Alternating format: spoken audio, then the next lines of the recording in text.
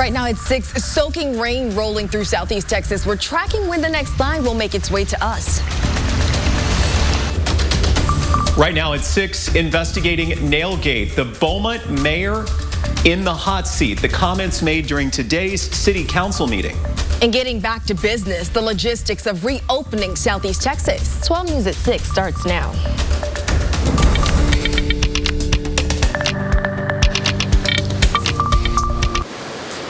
A bit of street flooding, strong winds, and lots of rain. That was the scene in parts of Beaumont today. This afternoon has been a wet one for most of the Golden Triangle and areas to the north. And the worst may still be to come. That is absolutely right. The stuff that's moving in tonight is expected to hit areas that are still picking up the pieces after a deadly tornado last week. Parts of Jasper, Newton, and Polk counties, well, they dealt with a massive tornado less than a week ago. We have team coverage tonight tracking these conditions. Tyler Segerman is around Hardin County, where they're seeing some flooding. But first, let's check in with Chief Meteorologist Patrick Vaughn in our Storm Tracker Center. And Patrick, I want to hear your latest thinking on the chances for these overnight storms. Well, right now, I think it's a good chance that we're going to see rain and thunderstorms coming up as we take a look at the timing and also the impacts locally. Still think that damaging winds between roughly around 3 to about 6 a.m., a moderate risk across southeast Texas, and then possibility of some hail at a low risk. But now that some areas have seen 6 to 8 inches of rainfall, that's the exception rather than the rule. We're going to up the flood potential across southeast Texas because I still think we could see another 1 to 3 inches of rainfall. Right now, roughly from I-10 northward, an enhanced risk. So you go marginal, slight, enhanced. That's level 3 from I-10 to the lakes area. Slight risk in the triangle. Tornado threat very low. I don't think they're going to have an issue with that. It's wind, wind, wind, and the potential for some damaging hail. Again, you need winds of 60 miles an hour or greater for it to be severe, and 1-inch size hail or greater. Our break is materializing, everything moving off to the east, and again, anywhere between 4, 5, as much as 8 inches falling over portions of southern sections of Jasper County. And again, as you can see, activity moving off to the east. We get a break. Then here comes the line, roughly around 3 to 4 a.m., affecting the lakes, and then on into the triangle at about 5:30 in the morning on this particular model. That's when we'll have the biggest threat for damaging winds. Then things will be moving off as we head towards mid-morning. Our forecast tonight, quiet through 11 p.m. as temperatures fall into the lower 70s. More on the ETA and the rest of your forecast shortly on 12 News. All right, Patrick, sounds like a plan. In the meantime, take a look at this video from around the Houston area showing a funnel cloud in the sky. Josh and Veronica Garcia captured this in Wharton County today. People all over have been tweeting and posting storm pictures. So, hey, guys, if you have any, just tag 12 News Now. We would love to share them with our neighbors. Right now, let's check in with 12 News reporter Tyler Segerman, who is up in Hardin County. And Tyler, we've seen some incredible amounts of rain up there. What are you seeing now? Yeah, Jordan, things are actually pretty calm right now, although it's starting to drizzle now a little bit. But the streets here along Main Street in Lumberton have pretty much dried up following this afternoon's storm. Southeast Texas saw as much as 8 inches of rain fall down in some areas with this recent round of weather. Now, here's what it looked like in a couple streets around me. This is, I believe, Candlestick Drive and Carolina Street, both known for holding water. Now, we also got some pictures from you guys at home. Here's some video from Bridge City where streets were filled with water earlier this afternoon. Darla Nass shot this. Of course, we want to remind everyone out there to be safe while driving. And over in Orangefield near the high school, a look at how fast the rain was coming down. You can even hear it.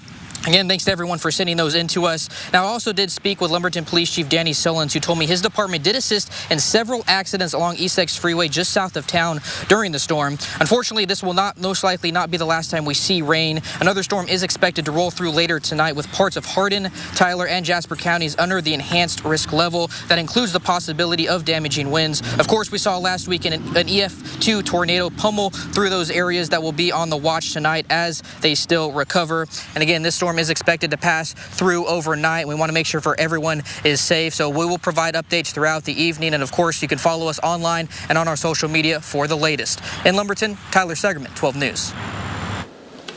Good reminders, Tyler, and especially anytime we talk about the chance for overnight storms, it's a good time for you to double check the settings on your 12 News app. If it's downloaded, you go to settings, then tap severe weather alerts. You can change your default location and sign up to receive watches and warnings. And that way, you're going to be the first to find out, even in the overnight hours, if severe weather is coming into our area. Continuing our coronavirus coverage on this Tuesday evening, here are the top 3 things that you guys need to know. Number 1, our nation has hit a grim milestone. There are now more than 1 million confirmed COVID-19 cases in the United States. This is according to Johns Hopkins University. The U.S. now has about 1/3 of the global cases of COVID-19. Number 2, businesses and local leaders are meeting about reopening Friday, but some local leaders are concerned it may be too soon. The public health director says cases are still on the rise in Southeast Texas and not enough testing has been finished. And number 3, new data from Baylor College of Medicine shows Texas is not ready to reopen. The projected death toll now stands at more than 1,600 through August, almost doubling since last week. The model suggests Texas's peak isn't until Saturday. So let's talk about the plan to reopen Texas. Retailers, restaurants, movie theaters, and malls have the green light to open their doors this Friday in a limited capacity. 12 News reporter Mackenzie Hinkle is looking into how this will all unfold. We're trying to get a better picture of what reopening Texas looks like for Southeast Texas while stopping the spread of COVID-19, and it all depends on who you ask.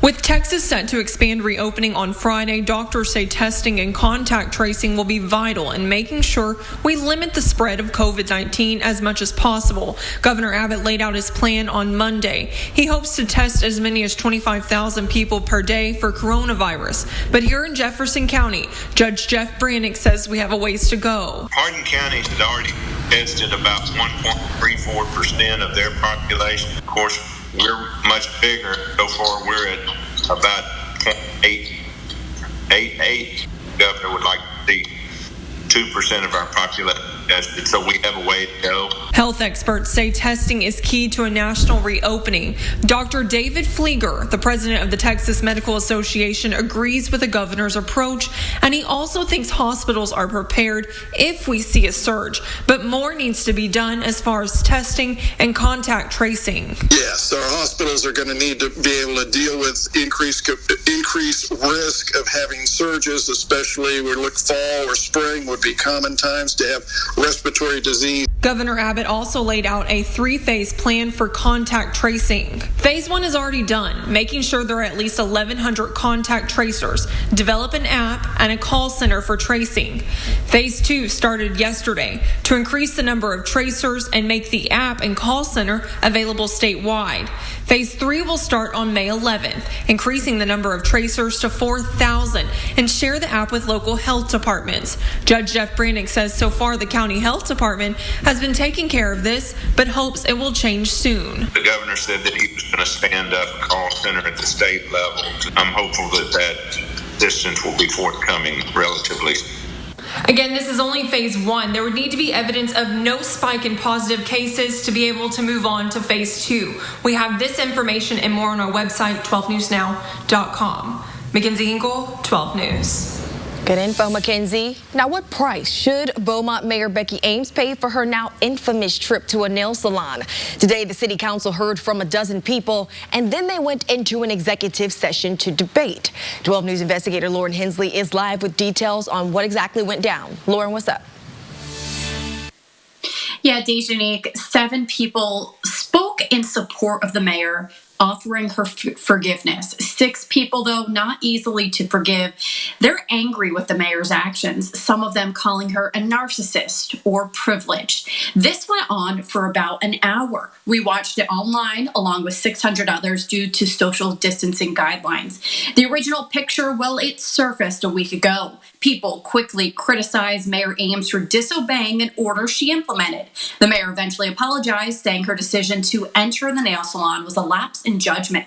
The photo got national attention, attracting the interest of NBC, The Wendy Williams Show, and even the syndicated radio show called The Breakfast Club. The shock jocks naming the mayor the donkey of the day. Here's what some of the citizens told Beaumont City Council this afternoon. I would do anything for any of my guests. If just soaking our nails is the worst thing that our city has done, then I'm proud to be a part of it. But you sat down in a closed establishment and received a towel placed in front of you with a bowl of solution, and that is a service, and that is against the regulations set by the governor. Those who spoke against the mayor asked for a range of punishments, everything from being censured, which is formal reprimanding, to being forced to pay a $1,000 fine. That's the fine the Texas Department of Licensing and Regulation could implement against the salon owner. The district attorney's office, well, they continue to investigate the mayor's actions. Now, following those comments, the city council retreated to a closed-door session to discuss what's next. Now, publicly, 3 members of city council, they did speak in support of the mayor. 1 city council member did not. We're still working to learn what happens next. Lauren Hensley, 12 News. All right, Lauren, thanks. Right now, I want to talk about total cases. Our local numbers still going up. In fact, we have 10 new reported cases of COVID-19. All from the city of Beaumont today. Thankfully, no deaths to share tonight. This does bring the total to 577 cases for all of Southeast Texas, 26 deaths, and as you see there on your screen, 196 people have recovered. As for the city of Beaumont, numbers rising here as well. No plateau, no flattening. That is according to Beaumont Public Health Director Sherry Ulmer. She addressed the city council today. At least 1 council member expressed concern about Texas reopening. So far, 1,100 tests have been given. The health director recommends wearing face masks in public areas around Beaumont. Ahead tonight, rules to reopening. What the Texas Restaurant Association is saying about getting back to business.